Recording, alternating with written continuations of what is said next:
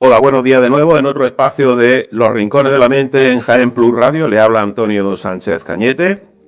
Como sabéis, soy el presentador del programa. Ya sabéis que nos podéis seguir en jaenplusrtv.com y desde hace ya 3 meses aproximadamente en YouTube. YouTube os metéis perfectamente en Jaén Plus Radio y veréis que tenemos una cantidad de programas interesantes de todo tipo, muy diversos. Y entre otros, pues bueno, podemos hablar de deporte, de viaje, de literatura, de música, de cine, de política, de economía.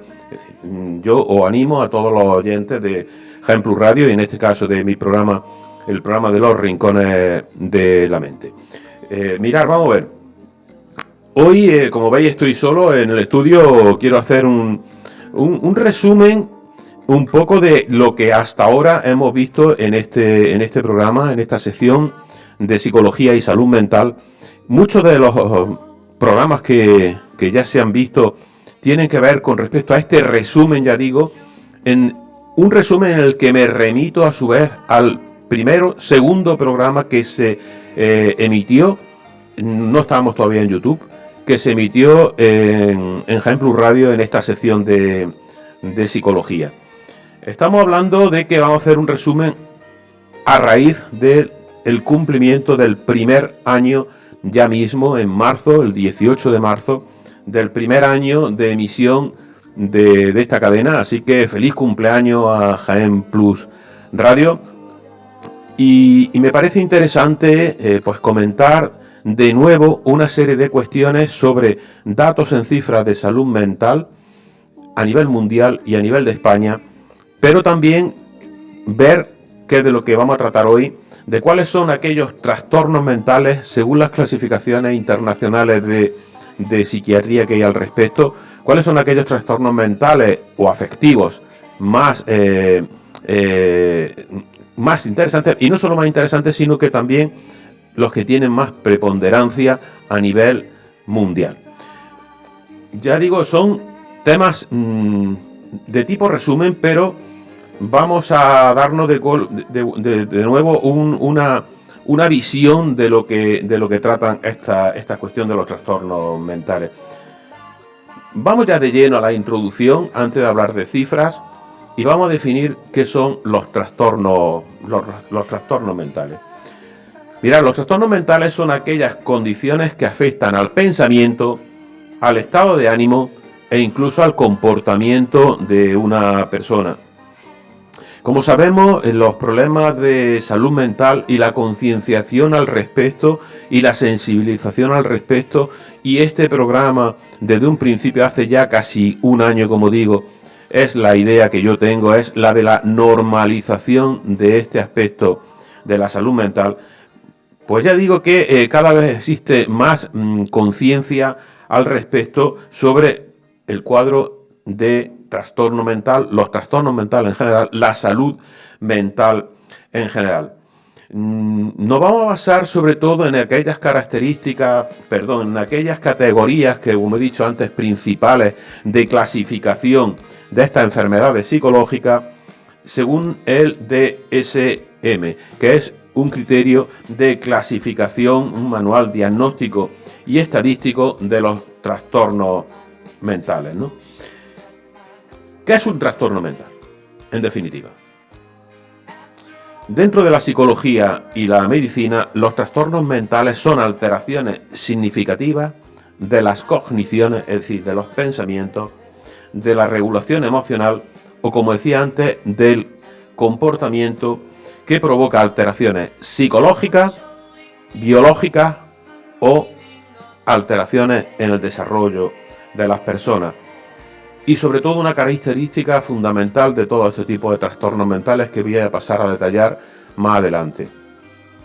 Son o suelen ir asociados al estrés y provocan limitaciones muy importantes a nivel funcional en cuestiones de tipo social, de interacciones sociales, a nivel laboral, en la vida independiente o en otro tipo de las actividades de la vida diaria. Y en muchas ocasiones, en muchos casos, provocan también lo que es o conllevan una angustia existencial bastante importante. Esto es una forma de definir quizás lo que son los trastornos mentales, pero vamos a hablar, para que nos demos cuenta, ya digo, haciendo un poco el resumen del segundo programa que se hizo hace ya casi un año, vamos a hablar rápidamente de una serie de cifras. A mí me dicen, Antonio, ¿te gusta mucho decir cifras y datos? Pues sí, realmente sí, pues porque yo creo que es la única forma de hacernos a la idea realmente de la trascendencia que tienen estos cuadros mentales. Mirar, en el mundo, a nivel mundial, según la Organización Mundial de la Salud, dicen que en el año 2030 los problemas de salud mental será la principal causa de discapacidad. En el año 2030. A nivel mundial, 1 de cada 4 personas podrá tener un trastorno mental a lo largo de su vida. Hay un 12,5%, un 13% aproximadamente, según la OMS, de problemas de salud que tienen que ver con trastornos mentales y son, por tanto, una cifra mayor incluso que los problemas que hay derivados del cáncer, de tumores o incluso de problemas cardiovasculares. Un 1% de la población mundial desarrollará de alguna manera un trastorno esquizofrénico. Estamos hablando de 8.000 millones de personas, pues el 1%, daros cuenta de que son 80 millones de personas que puedan desarrollar un cuadro de esquizofrenia. El 50% de esos adultos, tendrán problemas de salud mental antes incluso de los 14 años y el 75% antes de los 18. El tema de salud mental infanto-juvenil cada vez está preocupando, como sabemos, a todo tipo de gobierno, a todo tipo de organizaciones e instituciones a nivel mundial y entre otras, pues concretamente a la Organización Mundial de la Salud. Mirad, hay un dato también muy importante con respecto a esto que estamos hablando de cifras de salud mental y trastornos mentales más frecuentes a nivel mundial, y es que entre el 35 y el 50% no reciben el tratamiento, o si lo reciben, estas personas con trastornos mentales no es el tratamiento adecuado. Es decir, que estamos hablando de un tema bastante serio, es decir, personas con trastornos mentales, afectivos, que muchos de ellos, un tanto por ciento muy elevado, 35-50%, no recibe tratamiento y el que lo recibe a lo mejor no es el adecuado y por tanto tiene que volver a revisárselo, etcétera, etcétera. Por ello, lógicamente, no tiene la misma, ese tratamiento no tiene la misma respuesta porque mientras van cambiando los tratamientos, bueno, pues la persona sigue con esa patología de alguna manera, ¿no? Existen problemas de todo tipo. Más de 300 millones de personas en el mundo viven con una depresión. Es decir, estamos hablando que cada vez más hay problemas de tipo afectivo que, como todos sabemos, a raíz de la pandemia del COVID, han subido mucho más.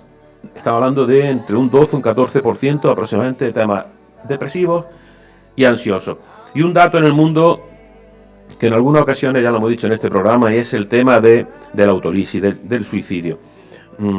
Estamos hablando de casi 800.000 personas que se suicidan al año en el mundo. Esas son aquellas personas que llegan a conseguir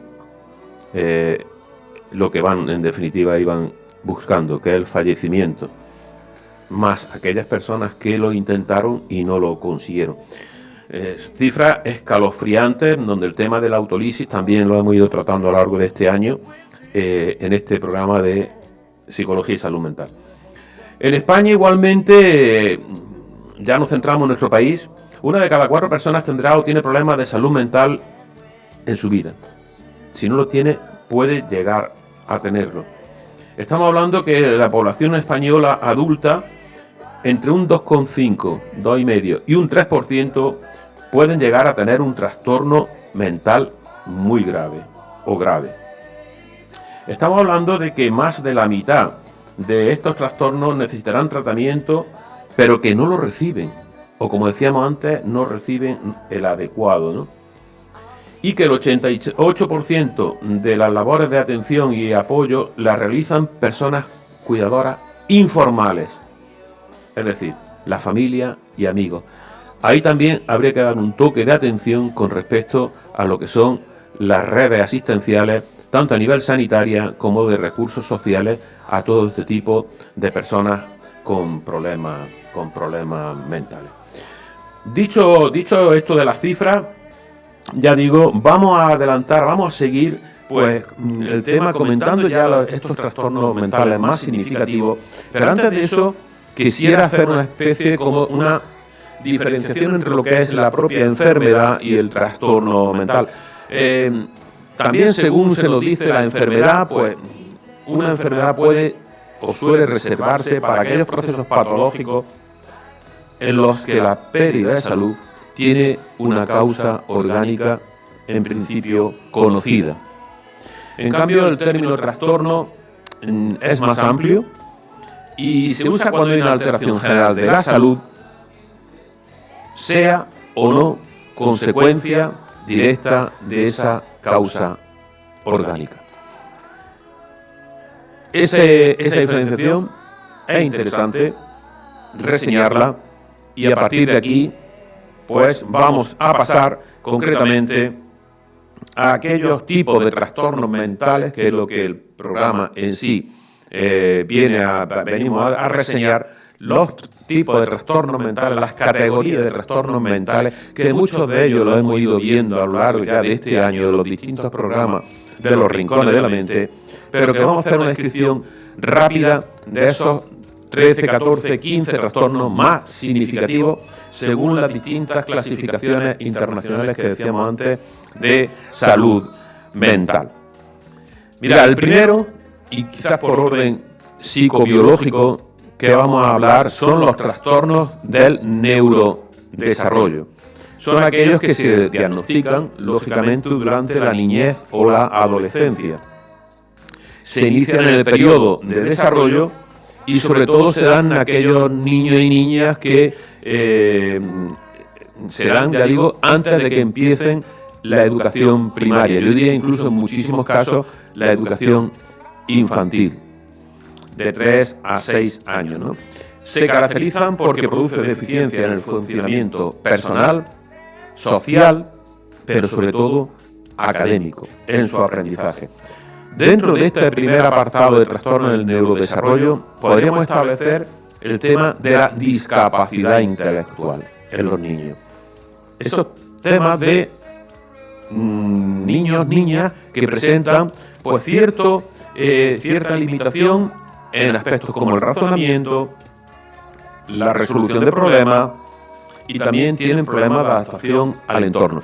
La discapacidad intelectual llega a tener un grado de discapacidad porque podría establecerse de una forma significativa a la hora de interferir, ya digo, sobre todo en los temas de aprendizaje. Esa clasificación de la discapacidad intelectual, bueno, pues va desde una capacidad intelectual normal hasta una capacidad o una discapacidad intelectual grave. Otro apartado dentro del trastorno del neurodesarrollo, seguimos en el primer apartado, el retraso global del desarrollo. Son estos trastornos en la infancia que no cumplen los hitos esperados para la edad de estos niños. Son desde luego niños bastante pequeños para hacerle pruebas estandarizadas, pero sí que es verdad que ya en neuropediatría, en salud mental infantil-juvenil, empiezan a hacerse pruebas de todo tipo porque ven que hay lo que es el retraso global en el desarrollo especificado o no especificado en muchos casos, ¿no? Dentro de esos trastornos del desarrollo podemos hablar de niños y niñas con problemas de habla.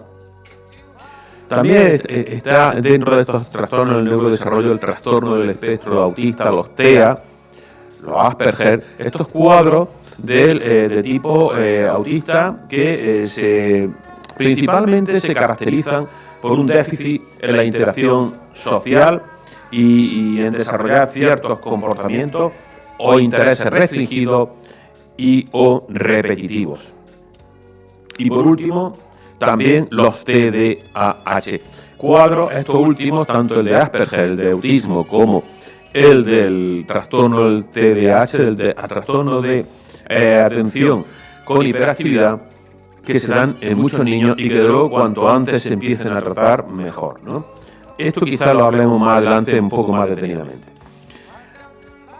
Hemos hablado del trastorno del neurodesarrollo como primera categoría. Vamos deprisa porque son muchos trastornos. El segundo es el trastorno más quizás conocido a nivel mundial, del que más se habla, del que más se trata y el que más se diagnostica, que es el tema de la depresión.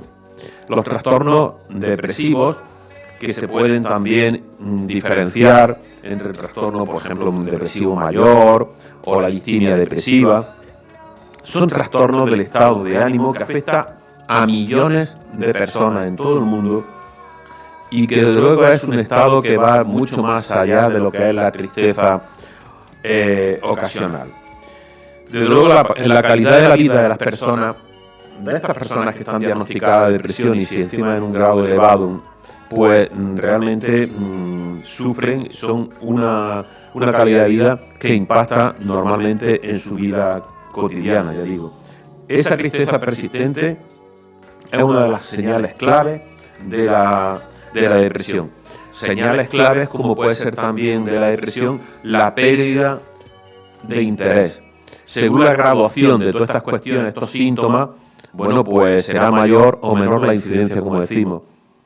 Otro síntoma, otro aspecto que influye muchísimo en aquellas personas que tienen depresión, que están diagnosticadas de depresión, pues cómo afectan sus patrones del sueño, en su apetito, llegando incluso a presentar problemas, como decíamos anteriormente, serios a nivel de trastornos del sueño, trastornos de la alimentación, que lo veremos también más adelante, ¿no?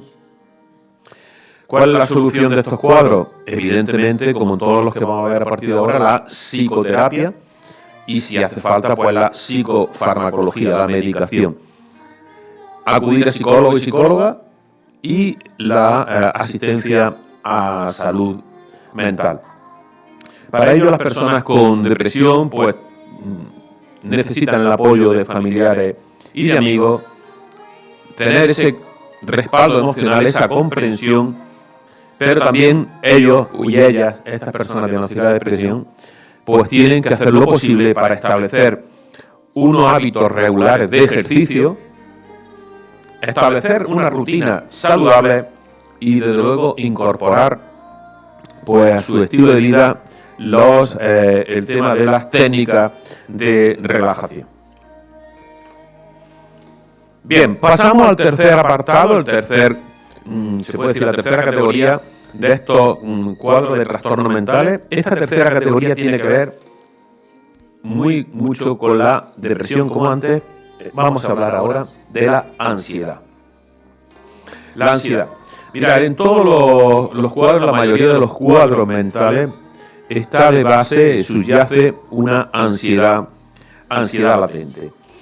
Ya digo que se puede también diferenciar dentro de la ansiedad, pues diagnósticos como un cuadro de ansiedad generalizada, aquellos trastornos o ataques de pánico, o por ejemplo en lo que son las fobias, que también podríamos incluirlo en algunos casos, porque de base latente tienen la ansiedad como una cuestión de estado, ¿no? La ansiedad es un trastorno amplio que abarca diversas condiciones, como ya decía, ¿no? Pero cuando se vuelve esa ansiedad persistente, volvemos a lo mismo, e incapacitante, se convierte en un trastorno mental que requiere una atención especializada. ¿Cuáles son los síntomas de esa ansiedad? Pues una preocupación excesiva, un nerviosismo constante, temores irracionales, incluso a nivel psicosomático tienen muchísimas cuestiones secundarias como pueden ser palpitaciones, sudoración excesiva, tensión muscular, incluso la tensión alta, y dificultades a nivel cognitivo para concentrarse, ¿no? ¿Cómo se trata la ansiedad? Evidentemente, como decíamos anteriormente, como con la depresión y con todos estos cuadros que vamos a ver, acudiendo a psicoterapia, acudiendo a terapia cognitiva conductual y, ya digo, cada vez más, según también la graduación del cuadro de la ansiedad, como decíamos antes con la depresión, pues con tener que recurrir a psicofármacos, a antidepresivos benzodiazepina, etcétera. Cada día más se está trabajando la ansiedad con técnicas, como decíamos anteriormente, de relajación y con sesiones de mindfulness, en donde, bueno, pues esa meditación, esa respiración profunda y la práctica de regular esa actividad relajante pueden ayudar a mejorar también la ansiedad. Todos estos cuadros, todos estos temas que estamos viendo, todas estas clasificaciones, estos trastornos en concreto que estamos hablando uno a uno, algunos de ellos ya lo hemos ido tratando, tiene su programa particular, tiene su tratamiento muy particular, pues para ver cómo se inicia, los síntomas, cómo se tratan, cómo afecta a nivel de vida social en general. Pero como resumen, como decía al principio, vamos a tratar solamente de esta clasificación de estos trastornos mentales.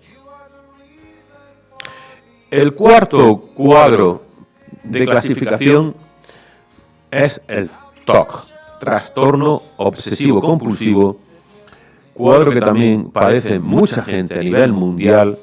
Es lo que antes le llamábamos el cuadro maníaco depresivo, se le llamaba, ¿no?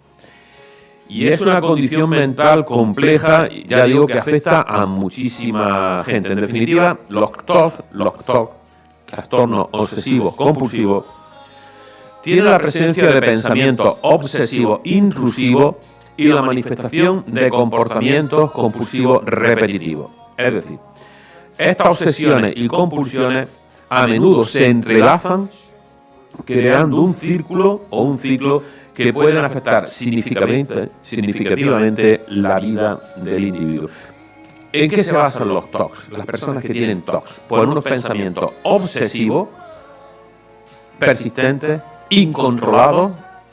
Las personas no pueden controlar tan fácilmente esos pensamientos involuntarios que le perturban y le preocupan.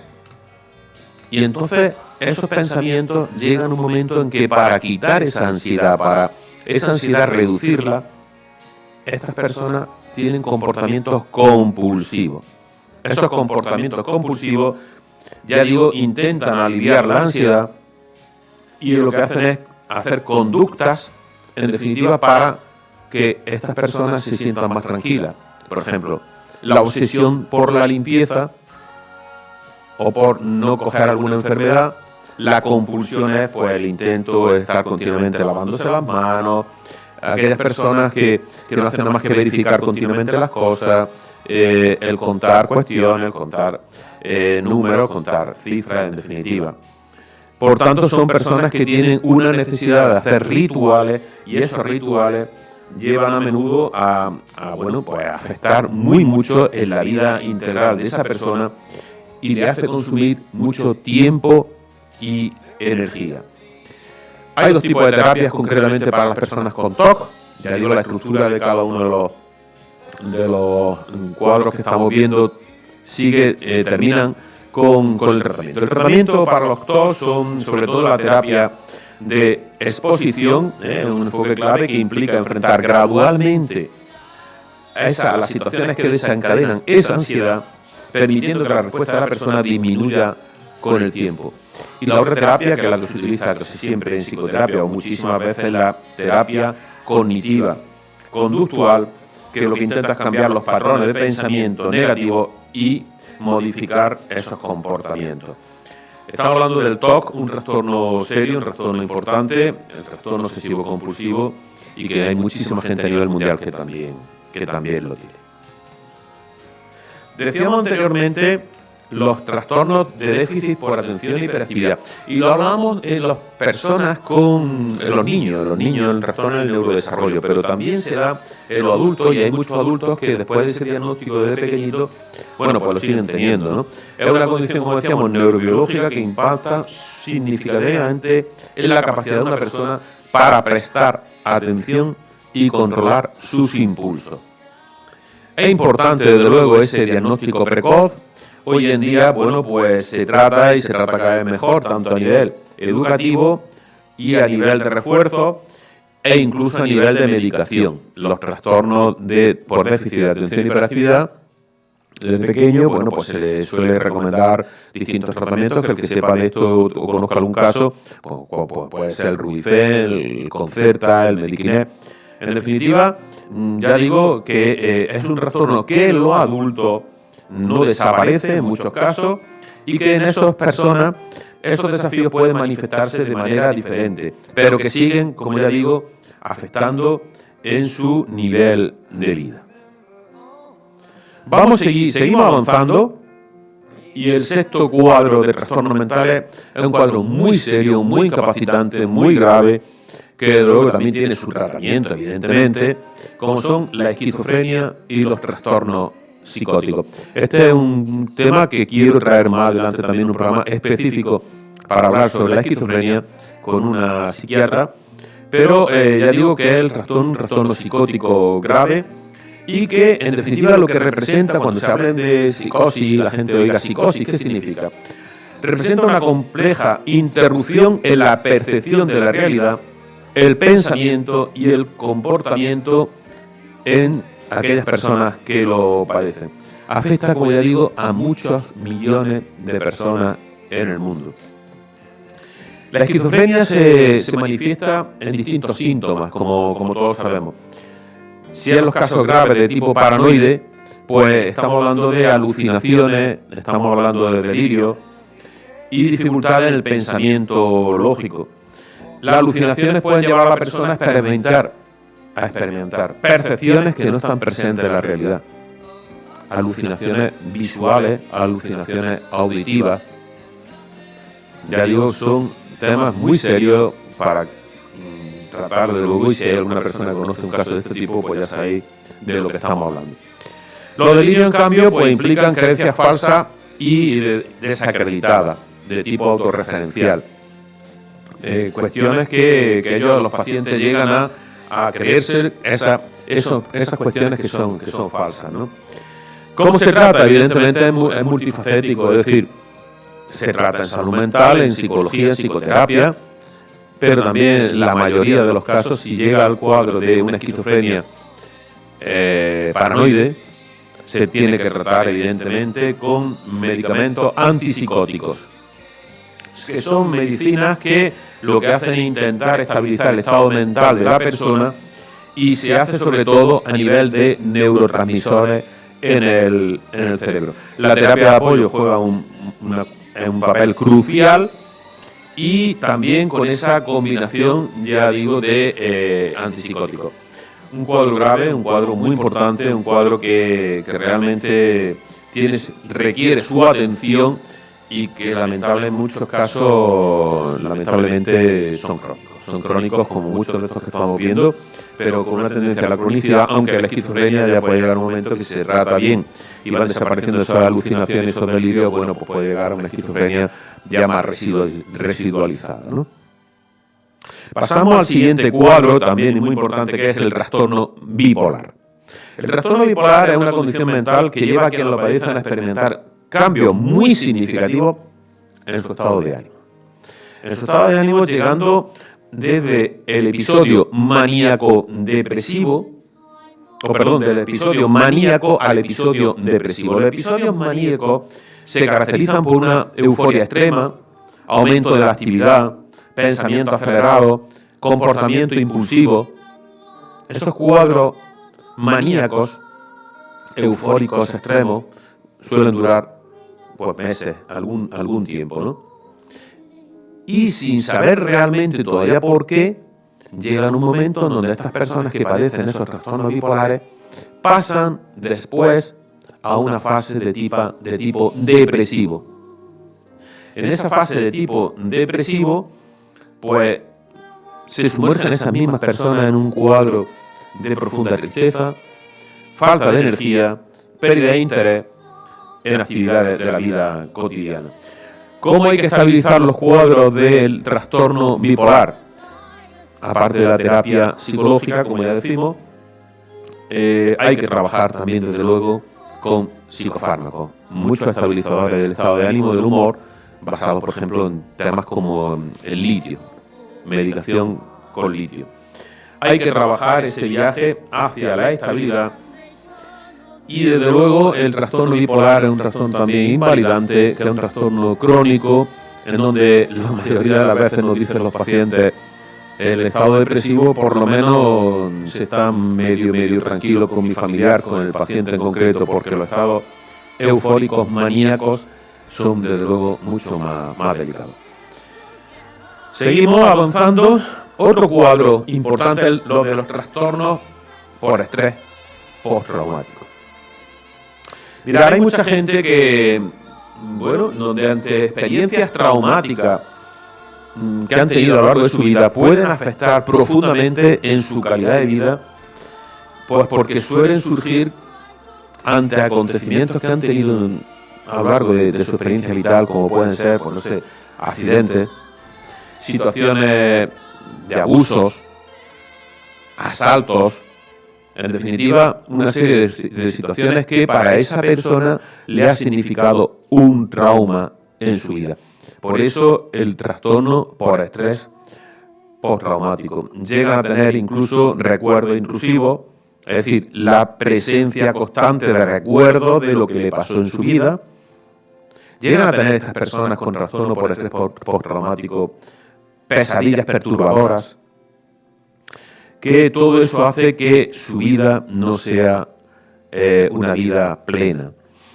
También tiene su enfoque evidentemente de tipo terapéutico, igual que antes hablábamos con el tema de la terapia de exposición, que es muy importante, donde se le implica enfrentarse gradualmente a estos recuerdos y a esas situaciones que desencadenaban este trastorno, o la terapia cognitiva conductual. Los trastornos por estrés postraumático, hay mucha gente que lo ha vivido de muchas maneras.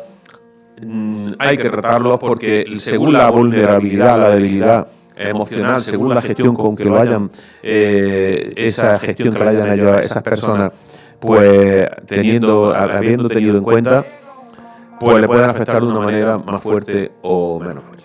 Seguimos con el siguiente trastorno, que es el trastorno de personalidad más significativo, como se puede decir, que es el trastorno borderline. El trastorno de personalidad borderline es una condición mental que se caracteriza, mirad, por la inestabilidad en diversas áreas de la vida.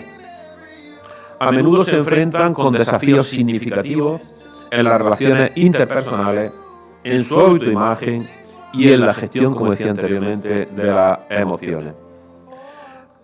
En base a esta complejidad emocional que pueden tener los trastornos de personalidad borderline, en base, ya digo, a esta complejidad emocional, pueden llevar a cambios muy importantes y muy rápidos en su estado de ánimo, siendo personas en la mayoría de las ocasiones impulsivas y tienen, desde luego, muchas dificultades para establecer límites personales.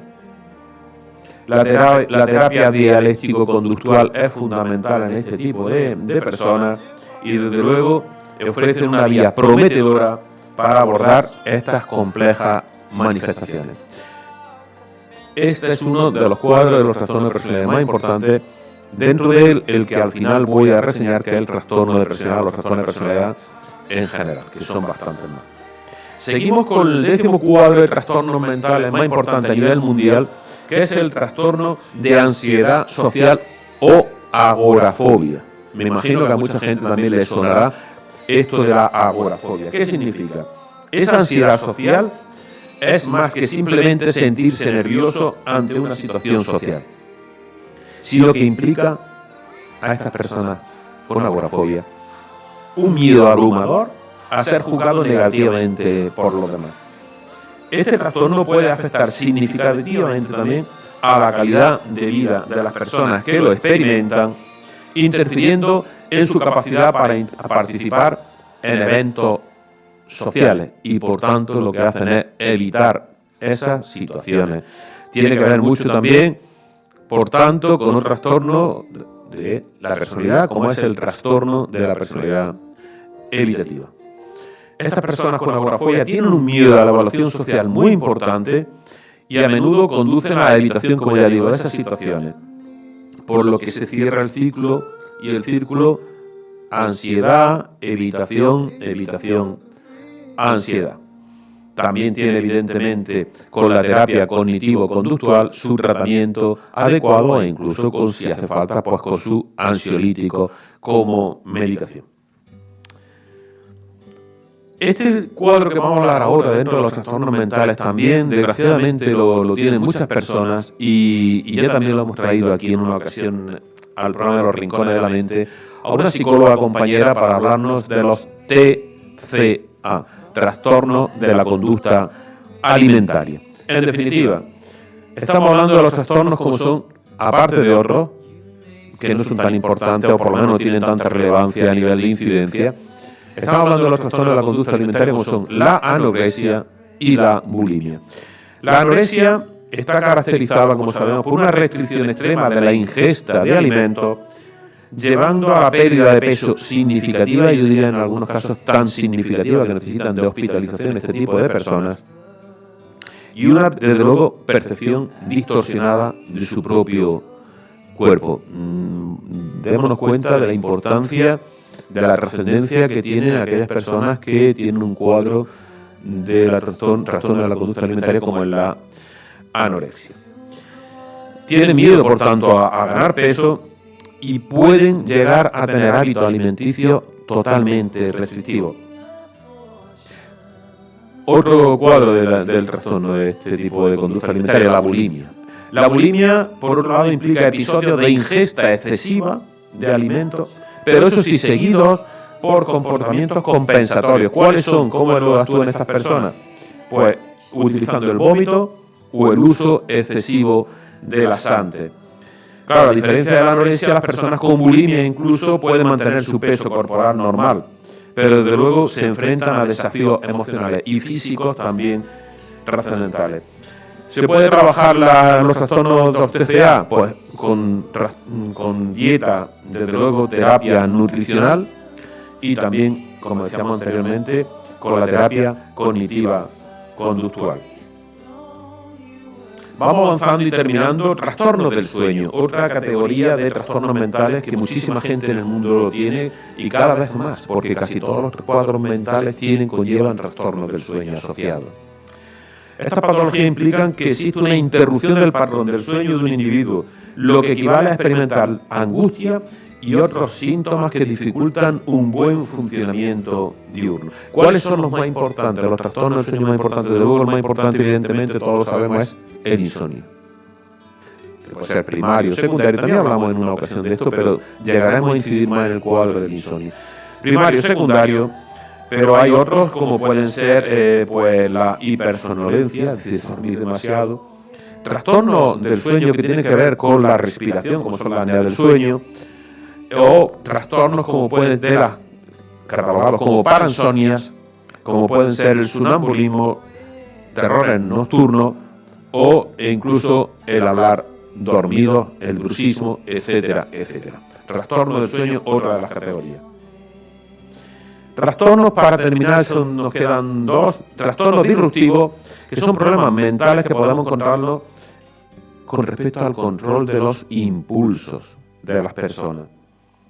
Y mirad, dentro de esto, desde luego, son personas que tienen muchos problemas para controlar sus emociones y sus comportamientos y que llegan hasta el extremo de etiquetarlos dentro de estos cuadros mentales, dentro de los trastornos disruptivos. Cleptomanía, como ya sabemos, que no tiene la capacidad para controlar el impulso de robar. Piromanía, ese desorden mental que implica una fascinación por el fuego. Trastorno explosivo intermitente, trastornos de conducta que se suelen dar y diagnosticar en niños y en adolescentes, y que desde luego ya sabemos que influyen mucho en las normas de conducta social. Los trastornos negativistas desafiantes o de oposición desafiante, que son personas que de alguna manera desafían las figuras de la autoridad. Y para terminar, los trastornos relacionados con el abuso de sustancias psicoactivas.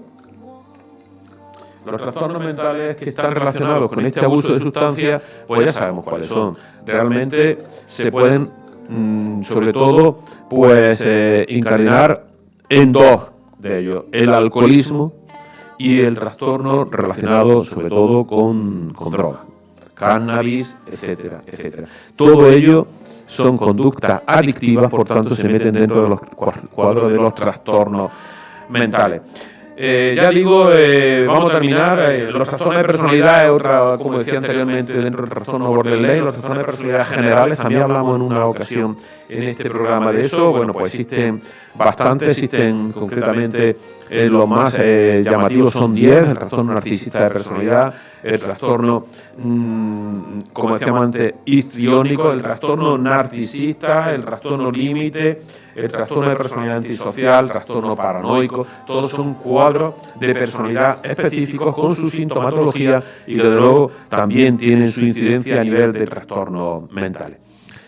Pues nada más, yo creo que nos hemos atenido más o menos al tiempo del programa de los rincones de la mente. Ya digo, cifras de salud mental, un recuerdo con respecto al principio de hace un año de este programa, para que veamos la incidencia que tiene a nivel mundial y a nivel de España la salud mental, los cuadros de salud mental y esa clasificación de los trastornos mentales más comunes a nivel mundial. Como resumen, queréis dejarlo simplemente, pues bueno, para en este año que llevamos, en este primer aniversario, dejarlo como reseña de cómo estoy más o menos estableciendo el programa de los rincones de la mente de psicología y el apartado sobre todo de salud mental. Muchas gracias como siempre por la atención y un fuerte abrazo y hasta el próximo jueves.